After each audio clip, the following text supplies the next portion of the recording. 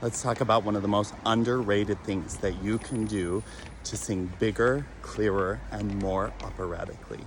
And that is the very important thing, which is resting. I talk all the time with my voice students about how to sing stronger, how to develop their muscles, how to release tension, and to sing with a bigger voice. And that is so important if you really want to sing operatically. By the way, welcome to London, walking in the park here on my way back home. I just went and got a tuck shirt and I'm getting a new suit and getting ready for auditions. And I know it's not super exciting or sexy to talk about resting, but one of the reasons why the opera world has gotten obsessed with singing lightly is because we think it's safer. And what very often happens is people think that they're going to be able to save their voices by singing lighter, and then they undersing and underdevelop their muscles, and then they develop problems. But if you want to sing big and you want to develop the muscles, it's also possible that you could hurt your muscles.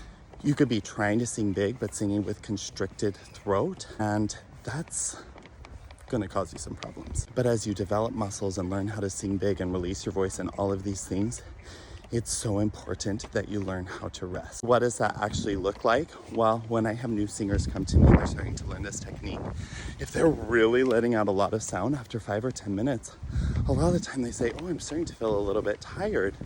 And then they automatically assume, oh, this must be bad for my throat. And I say, no.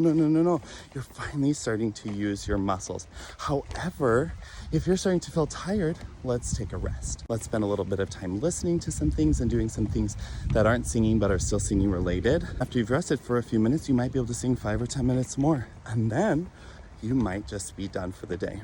It's like if you're marathon training. If you want to learn how to run a marathon and you've never run before, you start running and you run for 100 meters and you're already tired.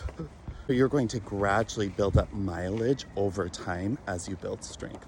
It's the same thing in weightlifting. It's the same thing for athletes, and it's the same thing for singing athletes, which are opera singers. So if you want to be able to sing at the highest level, you have to give yourself years of training. You have to start small, build up the strength, and then the efficiency, and then the coordination, and then the stamina. And that takes years of training. But it's better than some of the quick fixes, the alternatives, where you just sing super light, make it sound pretty, make it sound easy, but not have any of the actual strength that you need to sing the dramatic repertoire over an orchestra.